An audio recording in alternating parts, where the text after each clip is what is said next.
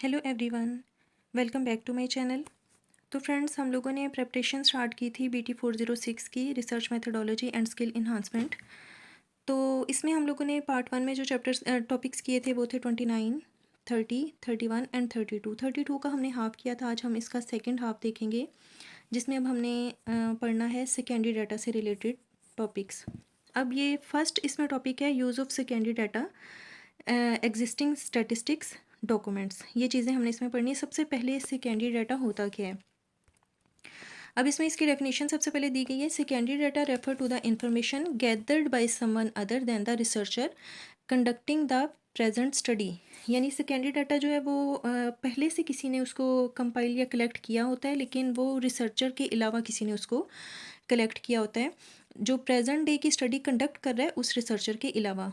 अब जो secondary data are usually historical, already assembled and do not require access to respondents और subjects. मतलब कि रिसर्चर को के लिए ये ज़रूरी नहीं है कि वो रिस्पोंडेंट्स या जो सब्जेक्ट्स हैं उस रिसर्च से रिलेटेड जो लोग हैं उन तक उसकी डायरेक्ट जो है वो एक्सेस उसकी हो, ये ज़रूरी नहीं है, क्योंकि उसने जस्ट बुक्स पढ़नी होती हैं। वो हिस्टोरिकल डाटा होता है जिसको उसने एनालाइज करना होता है। मतलब इसमें इंडिविजुअल्स की ज़रूरत नहीं होती। अब इसमें बहुत तरह की इन्फॉर्मेशन हो सकती है जो लोगों के सोशल बिहेवियर वगैरह से रिलेटेड हो सकती है। अब उसको ये सारी इन्फॉर्मेशन मिलती कहाँ से है। फर्स्ट पैराग्राफ में यही सारी चीज़ें लिखी हैं, जस्ट इसकी डेफिनेशन। और उसके अलावा मतलब ये डाटा कौन कौन सा हो सकता है। ये हो सकती हैं बुक्स, हो सकती हैं रिपोर्ट्स, हो सकती हैं डिफरेंट किस्म की। उसके अलावा कंप्यूटराइज्ड रिकॉर्ड्स हो सकते हैं और पब्लिश्ड कंपाइलेशंस हो सकती हैं जो किसी भी लाइब्रेरी में होती हैं। इस तरह की इन्फॉर्मेशन जो होती है ना, ये सारा सेकेंडरी डाटा होता है। अगेन मैं आपको बताती हूँ, सेकेंडरी डाटा वो डाटा है जिसमें रिसर्चर ने खुद उसको कलेक्ट नहीं किया होता, वो पहले से किसी और मकसद के लिए कलेक्ट किया गया होता है, तो उसको हम बोलते हैं सेकेंडरी डाटा। अब सेकंड पैराग्राफ में उसका पर्पस बताया गया कि वो डाटा किस मकसद के लिए पहले से कलेक्ट किया होता है। तो यहाँ पे देखिए उन्होंने बताया कि ये कलेक्टेड होता है, सेकेंडरी डाटा में be collected by large bureaucratic organisations. जो डिफरेंट ब्यूरोक्रेटिक ऑर्गेनाइजेशंस होती हैं वो इस डाटा को कलेक्ट करती हैं, या फिर वो कोई गवर्नमेंट या प्राइवेट एजेंसीज हो सकती हैं। अब इसका पर्पस होता है मतलब पॉलिसी डिसीजंस, पॉलिसी मेकिंग वगैरह के लिए इस डाटा को कलेक्ट करते हैं, या फिर वो पब्लिक सर्विस के लिए इस डाटा को कलेक्ट करते हैं। फिर बाद में रिसर्चर इसको अपनी रिसर्च के लिए यूज़ करता है। और थर्ड पैराग्राफ में सेकेंडरी डाटा के बारे में ही बताया गया है कि ये मतलब शॉर्ट टर्म भी हो सकता है और लॉन्ग टर्म भी हो सकता है। शॉर्ट टर्म का मतलब ये जैसे कोई सेंसस का रिकॉर्ड हो सकता है ना, मरदमशुमारी का रिकॉर्ड हो सकता है। वो एक तो बहुत थोड़े टाइम में कंप्लीट हो जाती है और वो एक स्पेसिफिक टाइम के लिए होती है कि मतलब अगर एक मुल्क की हम लोग रेशो बता रहे हैं कि मेल कितने हैं, फीमेल कितने हैं, अडल्ट कितने हैं और यंग मतलब एजड लोग कितने हैं, तो वो एक सेंसस एक स्पेसिफिक टाइम के लिए मतलब एक ख़ास वक्त के लिए होता है। मतलब 2022 का सेंसस है या 2020 का सेंसस है, तो इस तरह से एक स्पेसिफिक टाइम के लिए होता है। इसको शॉर्ट टाइम डाटा भी बोलते हैं। और लॉन्ग टर्म जो डाटा होता है वो लंबे पीरियड्स के लिए होता है, जैसे पूरी एक मतलब डिकेड में 10 सालों में किसी भी जो कंट्री है या कोई एरिया है उसकी पॉपुलेशन को अगर हम स्टडी कर रहे हैं तो उसका जो डाटा अगर हमारे पास मौजूद है पहले से, जिसको रिसर्चर जो एनालाइज कर रहा है, तो ये एक लॉन्ग टर्म डाटा होता है। और लॉन्ग टर्म डाटा के बारे में यहाँ पे फिर आगे ये बताया है कि मतलब ये कंपैरिजंस करने के लिए मोस्टली यूज़ होता है डिफरेंट कंट्रीज़ में या एक ही कंट्री के डिफरेंट एरियाज़ में भी कंपैरिजन करने के लिए, लोगों में, उनके ट्रेंड्स में, उनके बिहेवियर्स में, तो ये वाला डाटा यूज़ होता है। तो ये था सेकेंडरी डाटा का इंट्रोडक्शन, पहले इन्होंने बताया था।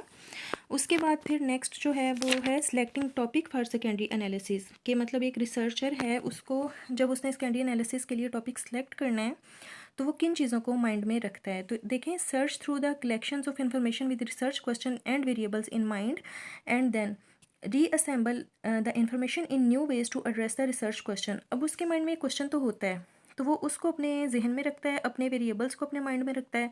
फिर उसके बाद वो इंफॉर्मेशन कलेक्ट करके और उसको फिर रीअसेंबल करता है, उसको रीअरेंज करता है अपने मतलब जो उसका अपना टॉपिक है उसके हिसाब से। तो ये तो हो गया मतलब कैसे वो सिलेक्ट करेगा, क्योंकि अब जब उसके सामने इन्फॉर्मेशन आएगी तो वो तो बहुत सारी हिस्टोरिक इन्फॉर्मेशन बहुत ज़्यादा हो सकती है। उसने अब उसमें से अपनी मतलब जो कंसर्न से रिलेटेड जितनी भी चीज़ें हैं ना उनको उसने कलेक्ट करना है। तो वो इसी तरह फिर करेगा कि मतलब उसका जो रिसर्च क्वेश्चन है उसके अकॉर्डिंग जो भी डाटा है वो उसको रिकम्पाइल करेगा। अब मेन चीज़ यहाँ पे यही है। उसके बाद फिर जो थर्ड पैराग्राफ है उसमें ज़्यादा थोड़ा मतलब MCQs के लिए थोड़ी चीज़ें हैं। यहाँ पे 4 डिफरेंट किस्म की जो रिसर्च हैं, टाइप्स हैं, उनका बताया गया है कि वो किस किस मकसद के लिए यूज़ होती हैं। जैसे देखें, एक्सपेरिमेंट्स बताया है पहले तो, are the best for topics where researcher controls a situation and manipulates an independent variable. अब एक्सपेरिमेंट्स तब किए जाते हैं जब रिसर्चर जो है वो किसी सिचुएशन को कंट्रोल कर सके और वो फिर इंडिपेंडेंट वेरिएबल जो होता है उसको मैनिपुलेट कर सके, तो वहाँ पे फिर वो एक्सपेरिमेंट करता है जहाँ पे वो सिचुएशन को कंट्रोल भी कर सकता है। सर्वे रिसर्च कहाँ की जाती है? Is best for topics where the researcher ask question and learn about reported attitudes and behaviour. Survey वो तब करता है जब वो खुद डायरेक्ट क्वेश्चंस कर सकता है इंडिविजुअल से, फिर उनके वो बिहेवियर और एटीट्यूड्स को रिपोर्ट करता है, वहाँ पे की जाती है सर्वे रिसर्च। उसके बाद आ जाता है कंटेंट एनालिसिस, जो कि हमने पीछे पढ़ा भी है कि वो तब किया जाता है इस for topics the that involve the content of messages in cultural communication. इसमें जस्ट मैसेजेस जो कि रिटर्न भी हो सकते हैं ना, कोई कंटेंट हम पढ़े होते हैं, बुक पढ़े होते हैं, न्यूज़पेपर आर्टिकल्स पढ़े होते हैं, तो वहाँ वहाँ की जाती है कंटेंट एनालिसिस। उसके बाद फिर आ जाता है एग्जिस्टिंग स्टैटिस्टिक्स रिसर्च। ये रिसर्च तब की जाती है जब हमारे पास लार्ज डाटा हो न्यूमेरिक फॉर्म में, जो कि ब्यूरोक्रेटिक और ऑर्गेनाइजेशंस या एजेंसीज ने किसी मतलब वेल बीइंग के लिए या लोगों की जो डिसीजन मेकिंग के लिए या फिर लोगों की वेल बीइंग के लिए जो कलेक्ट किया होता है ना डाटा, अगर वो हमारे पास डाटा हो तो फिर हम करते हैं एग्जिस्टिंग स्टैटिस्टिक्स रिसर्च। यहाँ तक तो मेन चीज़ें यही थी।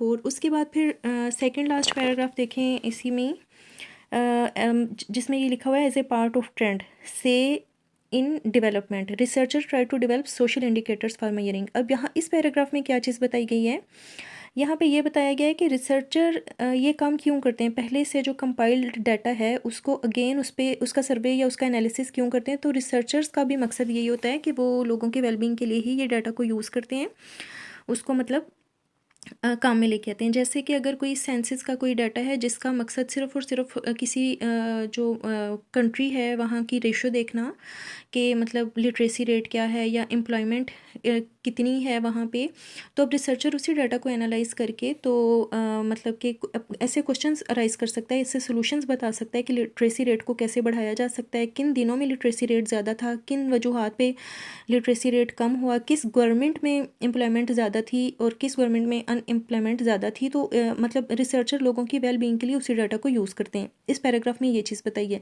लेकिन यहाँ पे एक डेफिनेशन बताई है, a social indicator is any measure of well being used in policy.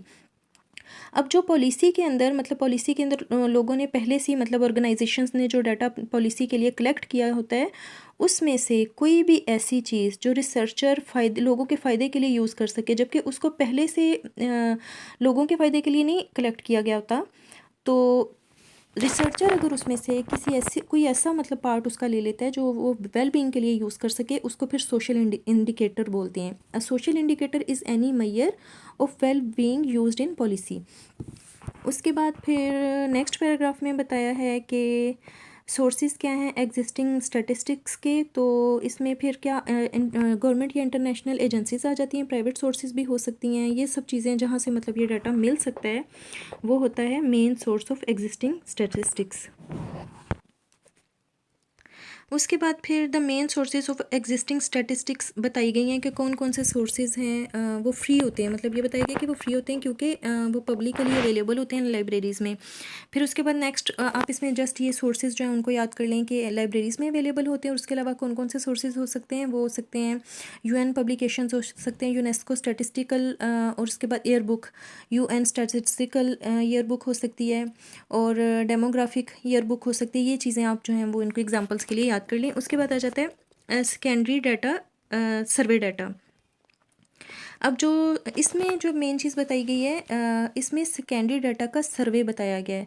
अब यहाँ पे रिसर्चर क्या करता है कि पीछे तो उन्होंने ये बताया था ना सेकेंडरी डाटा को वो कलेक्ट करता है, मतलब कलेक्ट मीन्स कलेक्ट वो पहले से हुआ होता है, लेकिन वो उसको रीअसेंबल करता है, उसको रीअरेंज करता है अपने मतलब रिसर्च टॉपिक के लिहाज से। लेकिन सेकेंडरी सर्वे डाटा क्या है, ये एक तरह का इसमें जो मेन फोकस होता है ना वो डाटा एनालाइज करने पे होता है, उसको रिकलेक्ट या कलेक्ट करने पे नहीं होता, मतलब कि उसको वो रीअरेंज नहीं करता, वो जिस फॉर्म में डाटा होता है जस्ट उसको एनालाइज ही करता है। इसमें से जस्ट आप इसकी डेफिनेशन करेंगे कि सेकेंडरी सर्वे डाटा है क्या, कि secondary analysis is a special case of existing statistics it is री एनालिसिस ऑफ प्रीवियसली कलेक्टेड सर्वे और other data that was originally gathered by others. यानी इसने सिर्फ री एनालिसिस करना है, यहाँ पे उसको री अरेंज भी नहीं करना डाटा को, मेन चीज़ इसमें यही है। उसके बाद फिर आ जाते हैं next question, reliability and validity. ये सेकेंडरी डाटा का ये इंपॉर्टेंट क्वेश्चन है और आता भी है अक्सर एग्जाम में। Explain validity problems in secondary data. तो इसमें दो प्रॉब्लम्स है, दो तरह की हैं, वैलिडिटी एंड रिलायबिलिटी, दोनों तरह के प्रॉब्लम्स आप करेंगे। यहाँ पे पैराग्राफ की फॉर्म में, लेकिन आप इसके पॉइंट्स बनाएंगे। सबसे पहले तो पहले जो एक दो लाइनें हैं उनमें जस्ट यही लिखा है कि दो तरह के प्रॉब्लम्स आ सकते हैं डाटा, सेकेंडरी डाटा में, रिलायबिलिटी भी और वैलिडिटी भी। तो नेक्स्ट पैराग्राफ में बताया कि a common error is the fallacy of misplaced concreteness. मतलब ये होता ये कि जो जो डाटा होता है वो ज़रूरी नहीं है कि वो बिल्कुल करेक्ट हो, वो गलत डाटा भी जो है वो हो सकता है कि वो हमारे सामने आ जाए। जैसा कि कोई पॉलिटिकल एजेंट है या कोई सियासतदान है, वो अपनी स्पीच में गलत फिगर्स बोलेगा या वो मिस लीड करेगा लोगों को। जैसे यहाँ पे एक एग्जांपल में उन्होंने बताया कि वो 3 मिलियन पर्सनस की बजाय वो उसको दूसरे फिगर में, मतलब 30 लैक्स में बोल देगा, 30 लैक्स 10,000, तो वो बहुत बड़ा फिगर लगेगा।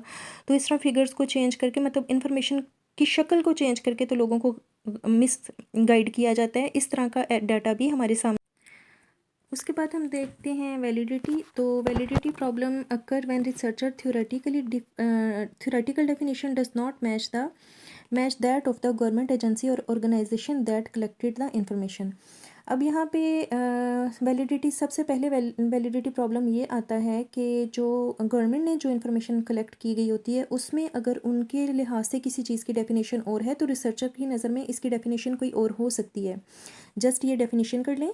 उसके बाद एग्जांपल देखें कि researcher defines a work injury as including minor cuts, bruises and sprains that occur on the job. Job के दौरान अगर कोई मामूली सी खराश, कट या चोट वगैरह लग जाती है तो उसकी नज़र में ये डॉक्टर विजिट के लिए, फिजिशियन विजिट के लिए ये ज़रूरी है। जबकि मे बी के बहुत सारी, मतलब गवर्नमेंट की नज़र में या उस कंपनी या जॉब प्लेस की नज़र में ये माइनर चीज़ें हों और इसके लिए फिजिशियन को मतलब विज़िट करना ज़रूरी ना हो। तो इस तरह से फिर फ़र्क आ जाता है। जब डेफिनेशन का फ़र्क है तो डाटा का भी ज़ाहिर है फ़र्क आ जाएगा। तो सबसे पहले वैलिडिटी प्रॉब्लम तो ये होगा।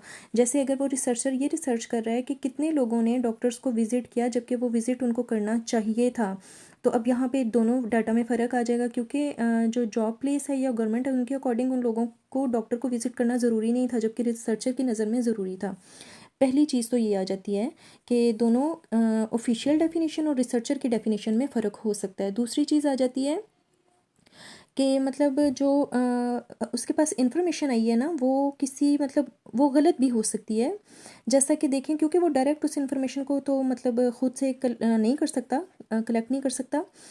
N other validity problem arises when official statistics are a proxy for a construct in which the researcher is really interested. मतलब कि होता ये है कि जो रिसर्चर जिस इसमें इंटरेस्टेड है वहाँ पे जो फिगर है वो एक, मतलब एक जैसे कोई क्राइम है या कोई, मतलब कोई रॉबरी हुई है, वो उस पे रिसर्च कर रहा है, तो वो पुलिस स्टेशन जाके ही उसका, मतलब उसकी जो वो पता करा सकता है कि कितने केसेस हुए। अब ज़रूरी नहीं है कि पुलिस स्टेशन में सारे ही केसेस को रिपोर्ट किया गया हो। तो इस तरह से भी मतलब वैलिडिटी प्रॉब्लम आ जाता है, क्योंकि वो उसके पास कंप्लीट इन्फॉर्मेशन नहीं आती, फिगर का फ़र्क हो सकता है। उसके बाद फिर एक और तीसरे पैराग्राफ में आप थर्ड पॉइंट लिखेंगे, another validity problem arises because the researcher lakhs control over how information is collected. यानी उसको ये चीज़ पता नहीं है कि इस इन्फॉर्मेशन को किस तरीके से कलेक्ट किया गया है। जैसे देखें, अगर एक सेंसस का जो है वो डाटा उसको वो कर रहा है, एनालाइज कर रहा है, तो सेंसस आम लोगों ने की होती है, मरदमशुमारी। हो सकता है कि वो कुछ लोगों को वहाँ पे स्किप कर दें, उन्होंने उनको काउंट ही ना किया हो। तो इस तरह से भी वैलिडिटी प्रॉब्लम्स आ जाते हैं। उसके बाद नेक्स्ट है रिलायबिलिटी प्रॉब्लम्स भी। इसमें भी दो पॉइंट्स आप लिखेंगे, एक है स्टेबिलिटी रिलायबिलिटी और दूसरी है इक्विवेलेंस रिलायबिलिटी। अब जो स्टेबिलिटी रिलायबिलिटी है, इसके मतलब इसमें होता ये कि वक्त के साथ साथ जो है ना वो तब्दीली होती रहती है। जैसे देखें ना, मतलब कुछ साल पहले तक वर्क प्लेस पे किस किस्म की इंजरी के लिए फिजिशियन को कंसल्ट करना ज़रूरी है, वो हो सकता है कि वो माइनर इंजरी के लिए फिजिशियन को कंसल्ट करना ज़रूरी ना हो वर्क प्लेस पे, तब कुछ साल पहले 10 ईयर्स पहले। लेकिन 10 साल के बाद पॉलिसी चेंज हो गई है। अब रिसर्चर जब रिसर्च कर रहा है तो वहाँ पे एक माइनर कट के लिए भी उसको फिजिशियन को जो है वो विज़िट करना पड़ता है या करना ज़रूरी है, तो इस तरह से भी डाटा में चेंज आ जाता है। तो इस तरह से भी रिलायबिलिटी प्रॉब्लम हो जाता है। दूसरा है इक्विवेलेंस रिलायबिलिटी, ये can also be a problem, ये भी प्रॉब्लम हो सकता है। For example studies of police department suggest the political pressure to increase arrest are closely related to the number of arrest. अच्छा, अब यहाँ पे इसको मैं इस एग्जांपल से बताऊंगी कि जैसे देखें किसी भी इक्विवेलेंस रिलायबिलिटी में होता है ये कि जैसे कोई इलेक्शन अगर नज़दीक है तो कुछ जगहों पे जो है वो प्रेशर जो है वो पॉलिटिकल पार्टी बढ़ा देती है कि ज़्यादा से ज़्यादा मतलब वो अरेस्ट किए जाएं, क्राइम्स जो क्रिमिनल्स हैं उनको अरेस्ट किया जाए, तो वो फिर मामूली क्राइम वाले लोगों को भी अरेस्ट कर लेते हैं। तो इसका मतलब ये है कि प्रेशर बढ़ने से जो है ना वो लोगों को अरेस्ट ज़्यादा किया गया, तो ऐसे लग रहा है कि जैसे क्राइम रेट बढ़ गया है।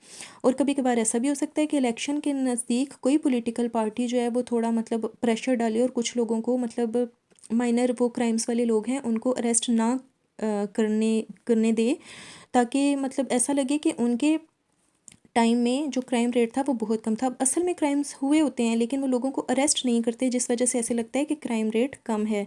तो इस तरह इक्विवेलेंस रिलायबिलिटी इसको बोलते हैं कि मतलब असल से हट के इन्फॉर्मेशन आ रही होती है और उसके पीछे कोई ना कोई रीज़न होती है।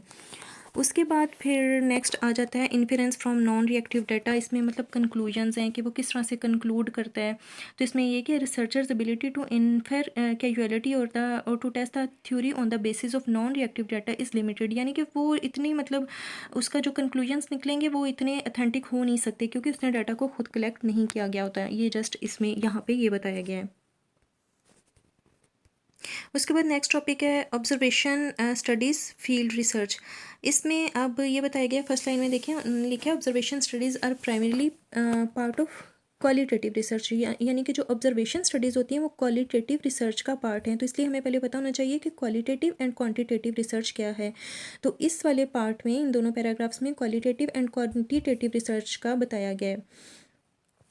तो क्वालिटेटिव रिसर्च में आ जाता है जब ऐसी रिसर्च की जाए कि हमारे पास जो डाटा हो वो सॉफ्ट फॉर्म में हो, जैसे इंप्रेशन, वर्ड्स, सेंटेंसेस, फोटोज़ या सिंबल की फॉर्म में अगर हमारे पास डाटा आता है तो वो वाली रिसर्च कहलाएगी क्वालिटेटिव रिसर्च। अब नेक्स्ट पैराग्राफ में क्वांटिटेटिव रिसर्च का बताया गया कि उसमें हार्ड डाटा आता है, वो नंबर्स की फॉर्म में होता है, वो स्टैटिस्टिक्स की फॉर्म में होता है, तो उसको फिर हम बोलते हैं क्वांटिटेटिव रिसर्च। उसके बाद फिर जो नेक्स्ट क्वेश्चन है participant and non participant observation, ये भी इंपॉर्टेंट क्वेश्चन है, लॉन्ग में आता है ये। ऑब्जर्वेशन की दो टाइप्स हैं। Observation studies can be participant and non-participant. In participant observation, the researcher directly observes and participates in small scale social settings in the present time. अब जो participant वो नाम से ही पता चल रहा है कि इसमें जो researcher होगा ना वो participate करेगा, वो उस culture का part बन जाएगा और वहाँ जाके खुद लोगों को observe करेगा। Such a study is also referred as field research भी इसको बोलते हैं, उसको ethnography भी बोलते हैं और anthropological study भी बोलते हैं। अब इसमें रिसर्चर क्या करता है, study people in their natural setting, वो जहाँ पे रह रहे होते हैं वहीं पे मतलब इसको इन सीटो भी बोल सकते हैं, जहाँ पे वो रह रहे हैं वहाँ पे जाके वो उनको स्टडी करता है। Study people by directly interacting with them, उनसे बातचीत भी करता है और gain and understanding of social world and make theoretical statements about members perspective, यानी कि फिर वो लोगों के साथ बात करके तो थ्योरेटिकल स्टेटमेंट्स भी बनाता है। ये तो होगी पार्टिसिपेंट रिसर्च। नेक्स्ट फिर उन्होंने बताई है नॉन पार्टिसिपेंट रिसर्च कौन सी होती है। नॉन पार्टिसिपेंट स्टडीज़ में ये होता है कि रिसर्चर जो है ना वो try to observe the behaviour of people without interacting with them, वो उनके साथ जो वो इंटरेक्ट नहीं कर रहा होता, वो मतलब क्या करता है, ये जस्ट उनको किसी मिरर से या फिर जो कैमराज होते हैं, क्लोज सर्किट टीवी होता है, उसके थ्रू मतलब कि लोगों को ऑब्जर्व कर रहा होता है और लोगों को नहीं पता होता कि उनको स्टडी किया जा रहा है। नेक्स्ट पेज इसमें दो डेफिनेशंस आती हैं, एथनोग्राफी एंड एथनो मेथडोलॉजी। ये दोनों डेफिनेशंस भी अगर आप गूगल से इनकी ज़रा सिंपल डेफिनेशंस याद कर लें तो वो ज़्यादा बेटर रहेगा। अब एथनोग्राफी का यहाँ पे जो बताया गया वो यही है कि मतलब एथनो मीन्स लोग और ग्राफी मीन्स मतलब डिस्क्राइब करना ना। तो अब यहाँ पे ये है कि कुछ किसी ख़ास एरिया के लोग किस तरह अपने कल्चर को या अपनी किसी ट्रेडिशन को डिस्क्राइब कर रहे हैं, वो कहलाएगा एथनोग्राफी। और एथनो मेथडोलॉजी का मतलब ये है कि implies how people create reality and how they interpret it. मतलब लोग किसी भी चीज़ को क्रिएट किस तरह करते हैं, उनका मतलब एक बिहेवियर क्रिएट किस तरह से होता है या वो कैसे इंटरप्रेट करते हैं किसी चीज़ को, ये होता है एथनो मेथडोलॉजी। इसमें इंपॉर्टेंट चीज़ यही थी। उसके बाद जो नेक्स्ट टॉपिक है जो कि पेपर के पॉइंट ऑफ व्यू से इंपॉर्टेंट है, वो नीचे आता है, but do the field researcher do. इससे ये लॉजिक ऑफ फील्ड रिसर्च ये ज़्यादा इंपॉर्टेंट नहीं है, इसको जस्ट आप पढ़ेंगे तो आपको ये चीज़ आगे भी बताई जाएगी कि मतलब फील्ड रिसर्च क्यों ज़रूरी है, उसकी इंपॉर्टेंस क्या है। तो अब ये टॉपिक है but do the field researcher do, यानी ये फील्ड रिसर्चर करते क्या हैं। तो मतलब वो मतलब किन किन चीज़ों को करता है। सबसे पहले observe ordinary events and everyday activity as they happen in natural settings in addition to the unusual occurrence. यानी वो दोनों तरह के इवेंट्स को ऑब्जर्व करता है। एक तो नेचुरल जो एक्टिविटीज़ होती हैं, एवरीडे एक्टिविटीज़ लोगों की, क्योंकि वो फील्ड रिसर्चर है, वो वहाँ पे जाके लोगों को ऑब्जर्व कर रहा है। और दूसरा वहाँ पे जो अनयूजुअल चीज़ें होती हैं उनको भी ऑब्जर्व करता है। नंबर 2, वो लोगों के साथ डायरेक्ट इंटरेक्शन रखता है उनको स्टडी करने के लिए। उसके बाद number 3, acquires an insider's point of view while maintaining the analytic perspective और डिस्टेंस ऑफ एन आउटसाइडर। मतलब वो दोनों तरह से वो वहाँ पे रह के भी और आउटसाइडर के तौर पे भी दोनों तरह से वो एनालाइज करते हैं चीज़ों को। Number 4, use a variety of techniques and social skills. वो मतलब एक ना फ्लेक्सिबल मैनर में कई तरह की टेक्निक्स यूज़ करता है लोगों को ऑब्जर्व करने के लिए, उनसे मतलब कुछ उगलवाने के लिए, उनसे कुछ पूछने के लिए कई तरह की टेक्निक्स यूज़ करता है। उसके बाद फिर आ जाता है producers data in the form of extensive written notes, यानी वो नोट्स वगैरह लाजमी तौर पे बनाता है, डायग्राम्स बनाता है, मैप्स बनाता है, ताकि जब वो फील्ड से वापस जाए तो उसके माइंड में ये सब चीज़ें हों। यानी उसने जो चीज़ें ऑब्जर्व की हैं वो उनके नोट्स लाजमी तौर पे बनाता है। नंबर 6, सी इवेंट्स होलिस्टिकली। मतलब वो पूरे के पूरे इवेंट्स को देखता है। ऐसा नहीं है कि मतलब अगर वो लोगों को ऑब्जर्व कर रहा है तो वो दरमियान में ही छोड़ के तो खुद से मतलब अंदाज़ा लगा ले कि इसके बाद ये चीज़ होगी, ऐसा नहीं है। वो किसी भी इवेंट को मुकम्मल तौर पे देखता है, फिर उसके वो नोट्स लिखता है। नंबर 7 पे देखें, understand and develops empathy for members in the field setting and does not just record cold objective facts. यानी वो लोगों के साथ एक उसकी फीलिंग्स डिवेल्प हो जाती हैं, इस तरह से वो मतलब ऑब्जर्व करता है लोगों को। ऐसा नहीं है कि जस्ट वो रिकॉर्ड करने के लिए गया और उसका कोल्ड गेस्चर हो, वो लोगों के साथ बिल्कुल मतलब घुले मिले ना, ऐसा नहीं होगा।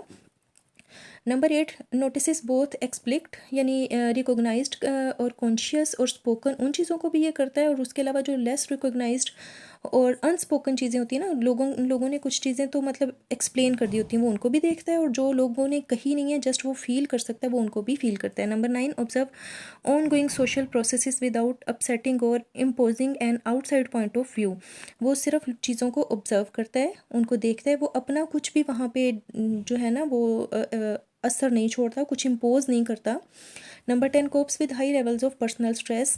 अच्छा, उसको इन सब के करने के दौरान पर्सनली भी स्ट्रेस में आ सकता है, टेंशन हो सकती है और एथिकल डायलेमास भी हो सकते हैं। ये सब चीज़ों को उसको बर्दाश्त करना आना चाहिए, क्योंकि वो एक डिफरेंट कल्चर में भी मे बी के हो।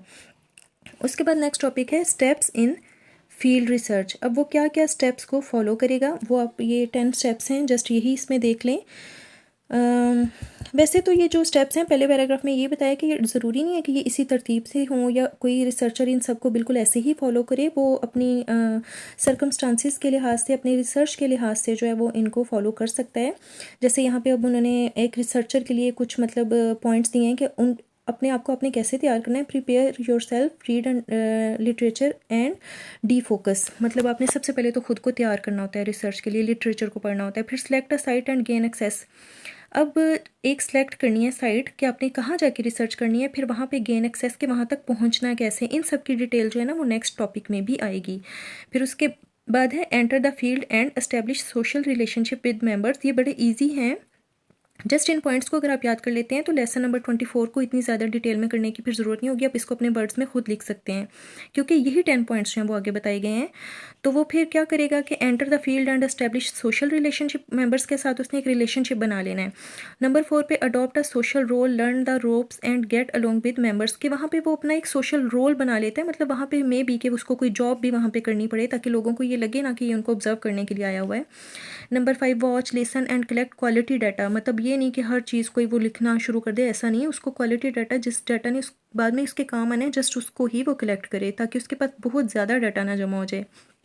Number 6, begin to analyse data, generate and evaluate working hypothesis. मतलब वो जब डाटा को एनालाइज करना शुरू करते हैं, साथ साथ वो डिफरेंट किस्म के हाइपोथेसिस को एवेल्युएट कर रहा होता है, जनरेट कर रहा होता है कि ये डाटा मेरे किस काम आ सकता है। Number 7, focus on specific aspects of the setting and use theoretical sampling, यानी वो सैम्पलिंग वगैरह भी यूज़ करेगा साथ साथ ही।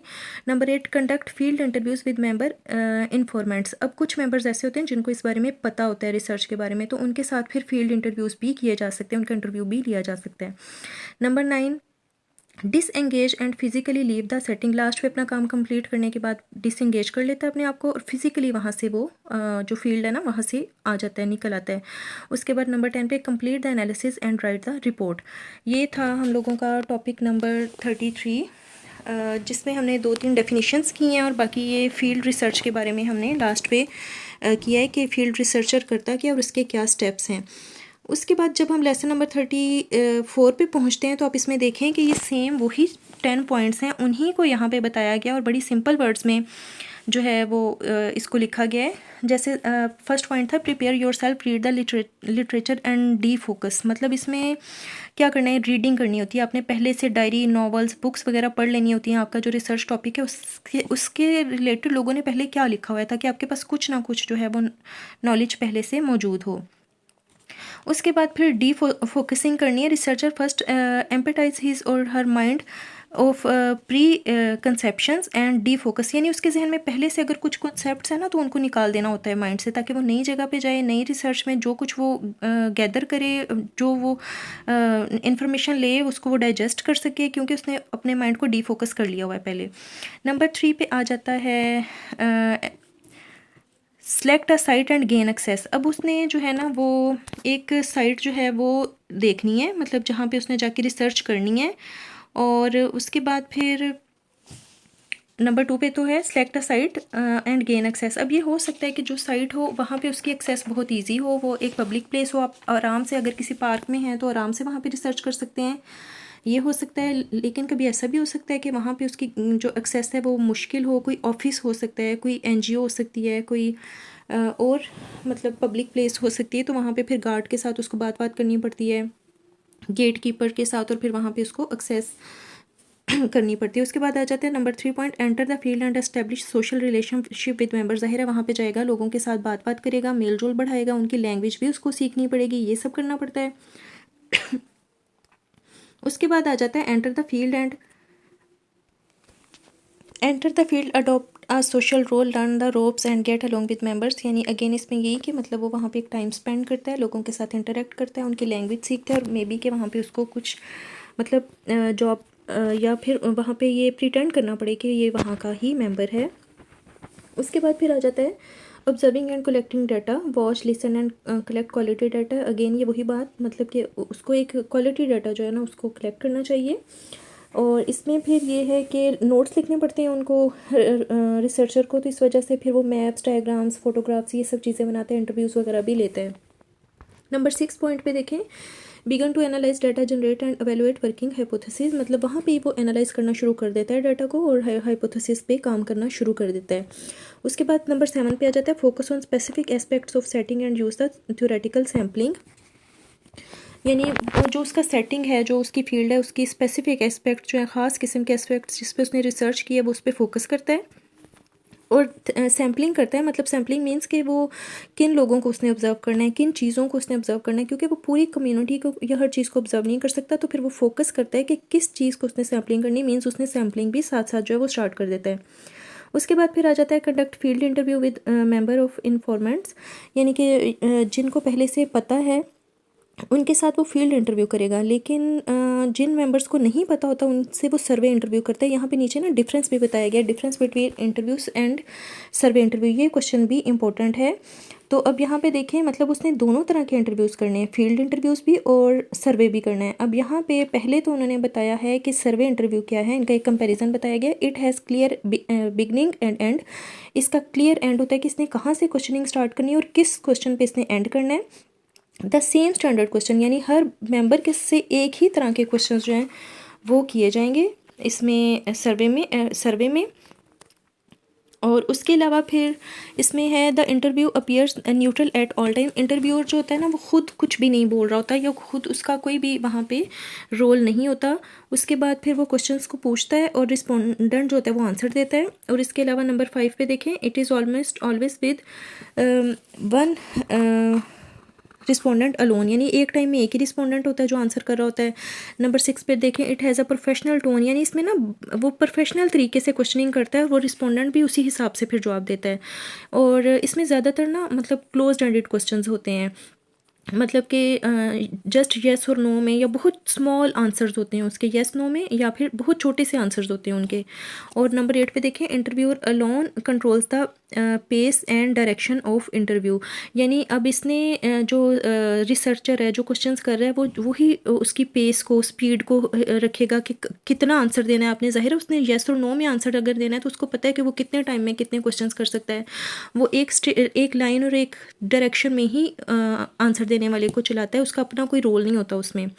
ये पॉइंट्स आप इसमें जस्ट कर लें थोड़े से, इससे इसमें कॉन्सेप्ट आपका क्लियर हो जाएगा। उसके बाद अगर आप फील्ड इंटरव्यू देखते हैं तो इसमें देखें कि इसमें भी मेन मतलब वही पॉइंट्स बताए गए हैं कि beginning and are not clear. इसमें मतलब पता नहीं होता, इंटरव्यूअर जो होता है ना वो आंसर के हिसाब से नेक्स्ट क्वेश्चन करता है, इसलिए उसको ये नहीं पता होता कि उसे अब नेक्स्ट क्या क्वेश्चन करना है।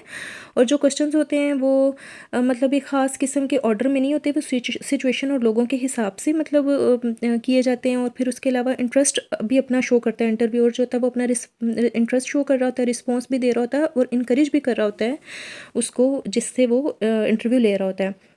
It is likely a friendly conversation, जैसे वहाँ पे बताया था कि वो एक प्रोफेशनल टोन में बात करता है, यहाँ पे ज़रा फ्रेंडली तरीके से वो क्वेश्चनिंग कर रहा होता है। और उसके अलावा ये ग्रुप सेटिंग भी हो सकती है, ज़रूरी नहीं है कि एक अकेले बंदे के साथ ही मतलब वो इंटरव्यू कर रहा हो।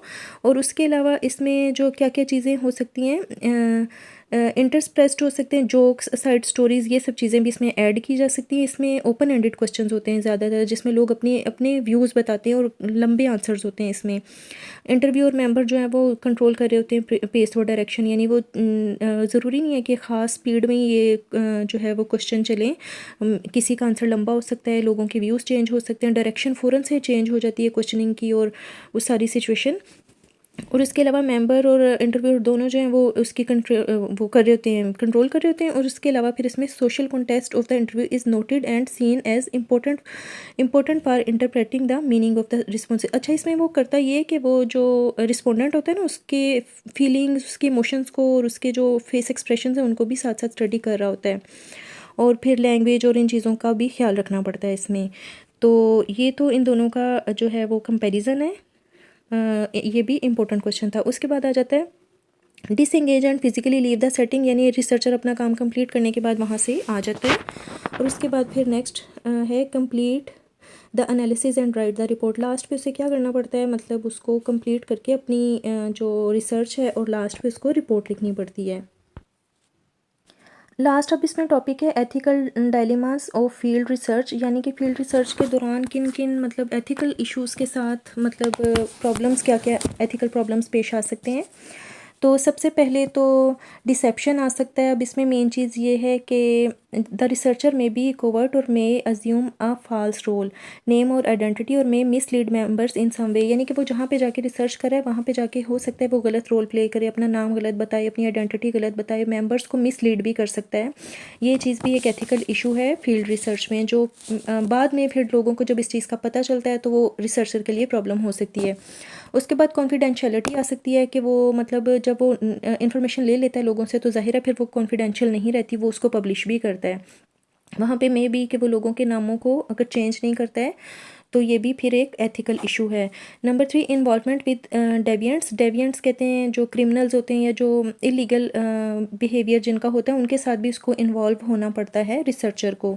उसके बाद आ जाता है द पावरफुल, अगर जैसे वो कुछ ऐसे लोगों का इंटरव्यू करना चाह रहा है जो पावर में नहीं हैं, मतलब स्ट्रीट पीपल हैं या जो वो सोसाइटी के गरीब लोग हैं उनका, तो जो पावरफुल लोग होते हैं वो उसको रोक सकते हैं, रुकावटें पैदा कर सकते हैं रिसर्च में।